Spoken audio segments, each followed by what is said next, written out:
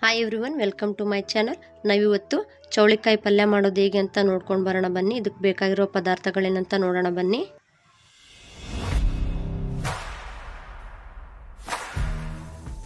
ನಾನಿಲ್ಲಿ 1/4 kg ಚೌಳಿಕಾಯಿನ ನಾರೆಲ್ಲ ತೆಗೆದುಬಿಟ್ಟು cut ಮಾಡಿ ಇಟ್ಕೊಂಡಿದ್ದೀನಿ. 2 ಮೀಡಿಯಮ್ ಸೈಜ್ ಈರುಳ್ಳಿನ ಚಿಕ್ಕದಾಗಿ ಕಟ್ ಮಾಡಿ ಇಟ್ಕೊಂಡಿದ್ದೀನಿ. 3 ಮೀಡಿಯಮ್ ಸೈಜ್ ಟೊಮೊಟೊನ ಚಿಕ್ಕದಾಗಿ ಕಟ್ ಮಾಡಿ ಇಟ್ಕೊಂಡಿದ್ದೀನಿ.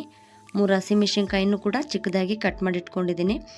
ಸ್ವಲ್ಪ ಕೊತ್ತಂಬರಿ ಸೊಪ್ಪು, 1.5 ಟೇಬಲ್ ಸ್ಪೂನು ಗುರಾಳ್ ಪುಡಿ, 1.5 ಟೇಬಲ್ ಸ್ಪೂನು ಶೇಂಗಾ ಪುಡಿ, ಅರ್ಧ table spoon garam masala, 1 table spoon ಧನಿಯಾ ಪೌಡರ್, 1 ಟೇಬಲ್ ಸ್ಪೂನ್ ಅರಿಶಿನ ಪುಡಿ, 1 ಟೇಬಲ್ ಸ್ಪೂನ್ ಶುಂಠಿ ಬೆಳ್ಳುಳ್ಳಿ ಪೇಸ್ಟು, ಸ್ವಲ್ಪ ಕರಿಬೇವಿನ ಸೊಪ್ಪು, 4 ರಿಂದ 5 ಟೇಬಲ್ ಸ್ಪೂನ್ ಎಣ್ಣೆ, ರುಚಿಗೆ ತಕ್ಕಷ್ಟು ಉಪ್ಪು. ಮಾಡೋದು ಹೇಗೆ ಅಂತ ನೋಡ್ಕೊಂಬರೋಣ ಬನ್ನಿ. ಫಸ್ಟಿಗೆ ಸ್ವಲ್ಪ ಚೌಳಿಕಾಯಿನ ಫ್ರೈ ಮಾಡ್ಕೊಳ್ಳೋಣ. ಅದಕ್ಕೋಸ್ಕರ ನಾನಿಲ್ಲಿ ಕಡಾಯಿಗೆ 2 ಟೇಬಲ್ ಸ್ಪೂನ್ ಎಣ್ಣೆ ಹಾಕ್ಕೊತಾ ಇದ್ದೀನಿ. ಎಣ್ಣೆ ಸ್ವಲ್ಪ ಕಾದ್ಮೇಲೆ ಅದಕ್ಕೆ ನಾನು ಚೌಳಿಕಾಯಿ ಹಾಕ್ಕೊತಾ ಇದ್ದೀನಿ.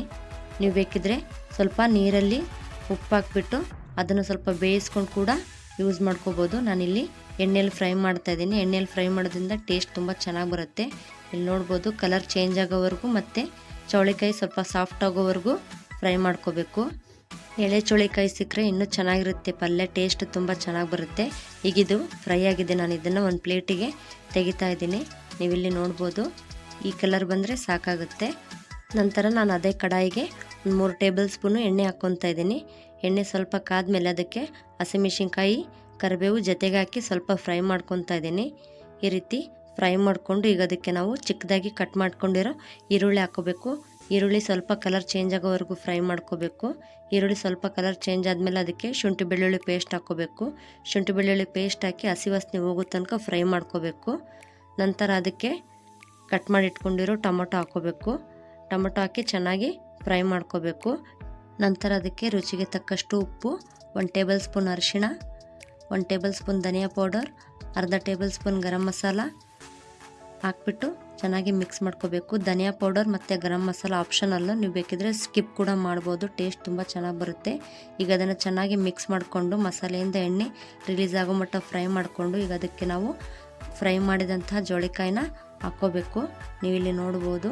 ಈಗ ಹಾಕ್ಬಿಟ್ಟು ಚೆನ್ನಾಗಿ ಮಿಕ್ಸ್ ಮಾಡ್ಕೋಬೇಕು. ಈ ರೆಸಿಪಿ ಇಷ್ಟ ಆದರೆ ಲೈಕ್ ಮಾಡಿ, ಶೇರ್ ಮಾಡಿ ಹಾಗೂ ಸಬ್ಸ್ಕ್ರೈಬ್ ಆಗೋದನ್ನ ಮರಿಬೇಡಿ.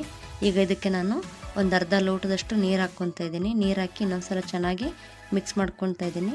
ಈ ರೀತಿ ಮಿಕ್ಸ್ ಮಾಡಿ ಈಗ ಒಂದು ಲಿಡ್ನ ಕ್ಲೋಸ್ ಮಾಡಬೇಕು.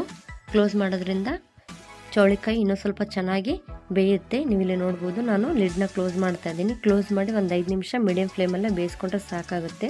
ನೀವಿಲ್ಲಿ ನೋಡ್ಬೋದು. ಈಗ ಇದಕ್ಕೆ ನಾನು 1.5 ಟೇಬಲ್ ಸ್ಪೂನು ಗುರಾಳ್ ಪುಡಿ ಹಾಕ್ಕೊತಾ ಇದ್ದೀನಿ. ಹಾಗೆ 1.5 ಟೇಬಲ್ ಸ್ಪೂನು ಶೇಂಗಾ ಪುಡಿ ಕೂಡ ಹಾಕ್ಕೊತಾ ಇದ್ದೀನಿ. ಈಗ ಇದನ್ನು ಚೆನ್ನಾಗಿ ಮಿಕ್ಸ್ ಮಾಡ್ಕೋಬೇಕು. ಶೇಂಗಾ ಪುಡಿ ಮತ್ತು ಗುರಾಳ್ ಪುಡಿ ಹಾಕೋದ್ರಿಂದ ಪಲ್ಯ ತುಂಬ ಟೇಸ್ಟಿಯಾಗಿ ಬರುತ್ತೆ. ಈಗ ಇದಕ್ಕೆ ಒಂದು ಲಿಡ್ ಕ್ಲೋಸ್ ಮಾಡಿಬಿಟ್ಟು 2 ನಿಮಿಷ ಬೇಯಿಸ್ಕೊತಾ ಇದ್ದೀನಿ. ನೀವಿಲ್ಲಿ ನೋಡ್ಬೋದು ಚೌಳಿಕಾಯಿ ಪಲ್ಯ ಎಷ್ಟು ಚೆನ್ನಾಗಿ ಬಂದಿದೆ ಅಂತ. ಈಗ ಇದನ್ನು ಇನ್ನೊಂದು ಸಲ ಮಿಕ್ಸ್ ಮಾಡ್ಕೊಂಡ್ಬಿಟ್ಟು ಇದಕ್ಕೆ ನಾನು ಸ್ವಲ್ಪ ಕೊತ್ತಂಬರಿ ಸೊಪ್ಪು ಹಾಕ್ಕೊತಾ ಇದ್ದೀನಿ. ನೀವಿಲ್ಲಿ ನೋಡ್ಬೋದು. ಈಗ ಕೊತ್ತಂಬರಿ ಸೊಪ್ಪು ಹಾಕ್ಕೊಂಡು ಇನ್ನೊಂದು ಸಲ ಮಿಕ್ಸ್ ಮಾಡಿ ಹಾಗೇ ಲಿಡ್ ಇಲ್ದಂಗೆ ಒಂದು 30 ಸೆಕೆಂಡ್ ಬೇಯಿಸ್ಬಿಟ್ಟು ಗ್ಯಾಸ್ ಫ್ಲೇಮ್ನ ಆಫ್ ಮಾಡ್ಕೊತಾ ಇದ್ದೀನಿ. ಇದನ್ನು ನೀವು ರೊಟ್ಟಿ, ಚಪಾತಿ ಯಾವುದ್ರ ಜೊತೆಗಾದರೂ ತಿನ್ಬೋದು. ಬೇಡ ಅಂದರೆ ಅನ್ನ ಸಾಂಬಾರು ಜೊತೆಗೂ ಕೂಡ ಸೈಡ್ ಡಿಶ್ ಆಗಿ ಚೆನ್ನಾಗಿರುತ್ತೆ. ಮನೇಲಿ ಒಂದ್ಸಲ ಟ್ರೈ ಮಾಡಿ ಹಾಗೂ ಈ ರೆಸಿಪಿ ಹೇಗಿದೆ ಅಂತಂದೇಳಿ ಕಮೆಂಟ್ ಮಾಡಿ ತಿಳಿಸಿ. ಇನ್ನು ಯಾರೆಲ್ಲ ನನ್ನ ಚಾನಲ್ನ ಸಬ್ಸ್ಕ್ರೈಬ್ ಮಾಡಿಲ್ಲ ಅವ್ರು ಪ್ಲೀಸ್ ಸಬ್ಸ್ಕ್ರೈಬ್ ಮಾಡಿ ಹಾಗೂ ಶೇರ್ ಮಾಡೋದನ್ನ ಮರಿಬೇಡಿ.